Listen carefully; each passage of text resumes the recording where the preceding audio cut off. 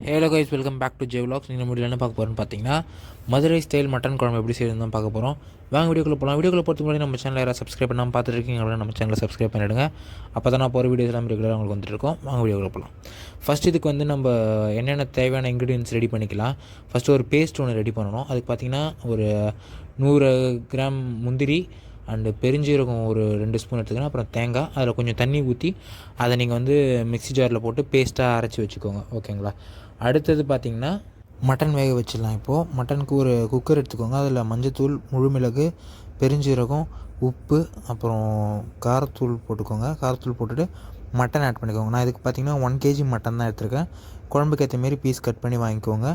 வாங்கிட்டு அதில் மட்டன் முழுகிற அளவுக்கு தண்ணி ஆட் பண்ணி லிட் போட்டு குக்கர் வச்சு விசில் வச்சுருங்க. ஓகேங்களா? விசில் பார்த்திங்கன்னா ஒரு 6லேருந்து 7 விசில் வர வரைக்கும் நீங்கள் நல்லா விசில் போட்டு ஸ்டீம் பண்ணிக்கோங்க. இதுக்கான மசாலா ரெடி பண்ணிக்கலாம். ஒரு பேன் ஹீட் பண்ணிவிட்டு அதில் மல்லி, காஞ்ச மிளகா 10லேருந்து 12, மிளகு, முழு மிளகு, அப்புறம் சீரகம் அது போட்டு நல்லா ரோஸ்ட் பண்ணிக்கோங்க. ஓகேங்களா? ரோஸ்ட் பண்ணிவிட்டு லாஸ்ட்டாக கருவேப்பிலை ஆட் பண்ணி கருவேப்பிலையுமே நல்லா ரோஸ்ட் பண்ணி எடுத்துக்கோங்க. ரோஸ்ட் பண்ணி இதை மிக்ஸி ஜாரில் போட்டு பவுடர் பண்ணி வச்சுக்கோங்க.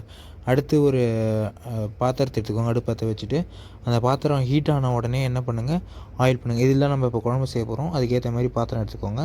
எடுத்துகிட்டு அதில் ஆயில் ஆட் பண்ணிக்கோங்க. பாத்திரம் ஹீட் ஆன உடனே ஆயில் ஹீட் ஆனதுக்கப்புறமா என்ன பண்ணுங்கள், அதில் ஸ்பைசஸ்லாம் ஆட் பண்ணிக்கோங்க. பட்டை, கிராம்பு, ஏலக்காய் அது எல்லாத்தையுமே ஆட் பண்ணிவிட்டு அதை நல்லா பொரிஞ்சிட்டோம். பொரிஞ்ச உடனே நம்ம ஆனியன் ஆட் பண்ணிக்கோங்க. கடுகு ஆட் பண்ணணும் ஆனியனுக்கு முன்னாடி. கடுகு, அப்புறம் சீரகம், பெருஞ்சீரகம் இது ரெண்டுத்தையுமே ஆட் பண்ணிக்கோங்க. அது எல்லாமே நல்லா பொரிஞ்சு வந்ததுக்கு அப்புறமா நீங்கள் என்ன பண்ணுங்கள், ஆனியன் ஆட் பண்ணிக்கோங்க. இதுக்கு ஆனியன் நம்ம என்ன யூஸ் பண்ண போகிறோம்னு பார்த்தீங்கன்னா சின்ன வெங்காயம் தான். ஸோ இந்த குழம்பு செய்யறதுக்கு சின்ன வெங்காயம் யூஸ் பண்ணிங்கன்னா ரொம்ப டேஸ்ட் நல்லாவே இருக்கும். ஸோ சின்ன வெங்காயம் வந்து ஒரு கப் நான் எடுத்துக்கிட்டேன். அந்த கப்பை சின்ன வெங்காயத்தை போட்டு நல்லா வதக்கிடுங்க. நல்லா வதக்கணும். ஃபஸ்ட்டு எப்போதும் போல் நம்ம சால்ட் ஆட் பண்ணி வதக்குவோம்ல, அதேமாதிரி சால்ட் ஆட் பண்ணிக்கோங்க வெங்காயம் சீக்கிரம் வதங்கிறதுக்கோசரம். அது வெங்காயம் நல்லா வதங்கினதுக்கப்புறமா என்ன பண்ணுங்கள், கருவேப்பிலை ஆட் பண்ணணும். ஓகேங்களா? கருவேப்பிலை ஆட் பண்ணிவிட்டு ஒரு கொத்து, அதுக்கடுத்து அதையும் நல்லா வதக்கிக்கோங்க. அதை வதக்கிட்டு அதுக்கப்புறமா வந்து தான் இஞ்சி பூண்டு பேஸ்ட் ஆட் பண்ணணும். ஓகேங்களா? இஞ்சி பூண்டு பேஸ்ட் பார்த்திங்கன்னா ஒரு 2 டேபிள் ஸ்பூன் கிட்ட நான் ஆட் பண்ணியிருக்கேன். டேபிள் ஸ்பூன் இஞ்சி பூண்டு பேஸ்ட் ஆட் பண்ணிவிட்டு அது நல்லா ரா ஸ்மெல் போகிற அளவுக்கு நல்லா வதக்கிக்கோங்க. அது நல்லா வதங்கினதுக்கு அப்புறமா நீங்கள் டொமேட்டோ ஆட் பண்ணுங்கள். தக்காளி ஒரு 2 நிமிஷம் வதக்கிட்டு மூடி ஒன்று போட்டு மூடிடுங்க. ஓகேங்களா? அது கொஞ்சம் நல்லா குக் ஆகட்டும். குக் ஆனதுக்கு அப்புறமா நீங்கள் திரும்ப மூடி எடுத்துகிட்டு திரும்ப நீங்கள் வதக்க ஆரம்பிச்சு நல்லா வதங்கட்டும். இதில் வெங்காயம், தக்காளி அதெல்லாமே நல்லா வதங்கினதுக்கப்புறம் மசாலா ஆட் பண்ணிக்கலாம். ஃபஸ்ட்டு மஞ்சத்தூள் ஆட் பண்ணி ஒரு வதக்கிடுங்க. அதுக்கப்புறமா காரத்தூள், அப்புறம் நம்ம அந்த ரோஸ்ட் பண்ணி எடுத்து வச்சுருந்து தெரியுமா ஒரு பவுடர், அந்த பவுட்ரு வந்து ஒரு 2 ஸ்பூன் நீங்கள் ஆட் பண்ணிக்கோங்க. அதை ஸ்டோர் கூட பண்ணி வச்சுக்கோங்க, நல்லாயிருக்கும்.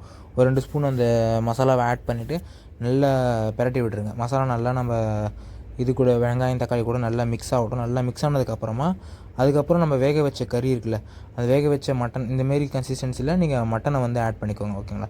மட்டன் நம்ம ஆல்ரெடி வேக வச்சாச்சு, அதையும் ஆட் பண்ணிவிட்டு அந்த மசாலா எல்லாமே மட்டன் கூட நல்லா மேக்னேட் ஆகிற அளவுக்கு, அதாவது மிக்ஸ் ஆகிற அளவுக்கு நல்லா பிரட்டி விட்டுருங்க. பிரட்டி விட்டுட்டு தண்ணி ஆட் பண்ணிக்கோங்க. தண்ணி வந்து நீங்கள் குழம்பு எவ்வளோ தேவையோ அதுக்கேற்ற மாதிரி தண்ணி. ஃபஸ்ட் நம்ம மட்டன் வேக வச்ச தண்ணியே ஆட் பண்ணிக்கலாம். ஆட் பண்ணிவிட்டு அதை ஒரு கிண்டிடுங்க. கிண்டிட்டு அதுக்கப்புறமா வந்து நீங்கள் எவ்வளோ தண்ணி வேணுமோ அதை ஆட் பண்ணிக்கோங்க. ஆட் பண்ணிவிட்டு மூடி போட்டு குக் பண்ணுங்கள். நல்லா கொதிக்க விடுங்க. நல்லா கொதிச்சுட்டு இதை இந்தமாதிரி சைடில் புக வர அளவுக்கு பாருங்கள். அதுமாரி கொதித்ததுக்கப்புறமா ஃபஸ்ட்டு நம்ம ஒரு பேஸ்ட் ஒன்று ரெடி பண்ணோம் தெரியுமா, தேங்காய், முந்திரிலாம் போட்டு அந்த பேஸ்ட்டையும் ஆட் பண்ணிவிட்டு அதை நல்லா கிண்டி விட்டுருங்க. கிண்டி விட்டுட்டு அதுக்கப்புறமா திரும்ப மூடி போட்டு தண்ணி கொஞ்சம் ஆட் பண்ணி மூடி போட்டு மூடி விட்டுருங்க. ஓகேங்களா? அது நல்லா கொதித்ததுக்கப்புறம் ரெடி ஆகிடும் மட்டன் குழம்பு. ஓகேங்களா?